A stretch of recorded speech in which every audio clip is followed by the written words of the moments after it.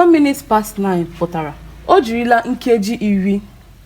O jirila nkeji iri 10 minutes past gafee elekere iteghete. O jirila nkeji iri gafee elekere iteghete. That's 10 minutes past 9. Ndewo go ema na-ege m ntị. Kedu ka ị mere? Kedu ka ekesa ya? Kedu kwanụ ka mbazi si egwu ji? Eji m n'aka na ọ na-aga nke ọma, ma ọ bụrụ na ọ naghị aga nke ọma, nwee njizi na ọ bụ nwa mgbe nta. Ya bụ ihe dị ọkụ ga-ajụ oyi. Afa m bụ Ọmalịcha Ada Igbo.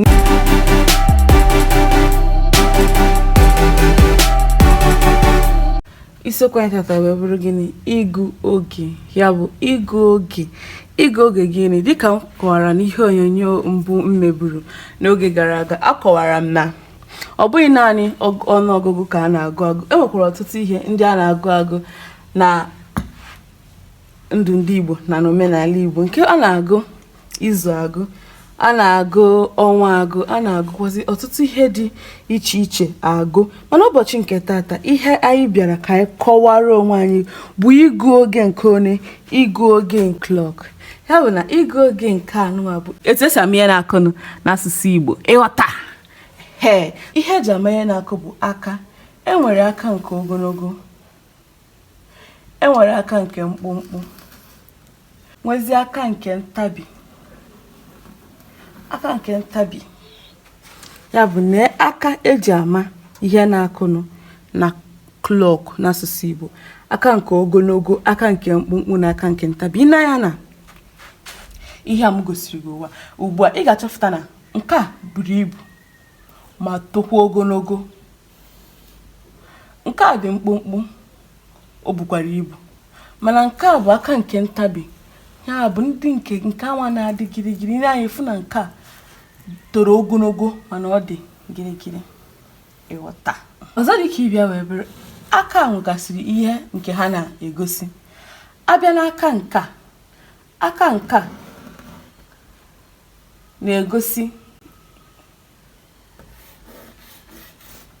minute.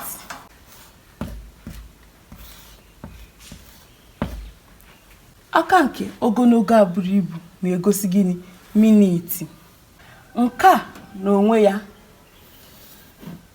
na-egosi gịnị? Awa.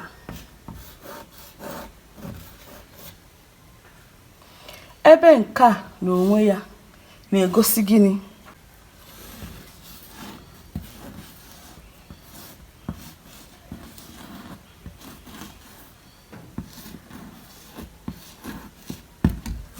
Na-egosi sekọndụ. Gịnị ka m na-akọwa? Ya bụ na ihe a niile nwere ihe ha na-arụ. Ịghọta. Ya bụ ihe dị etu a ka eji ama ihe na-akụnụ.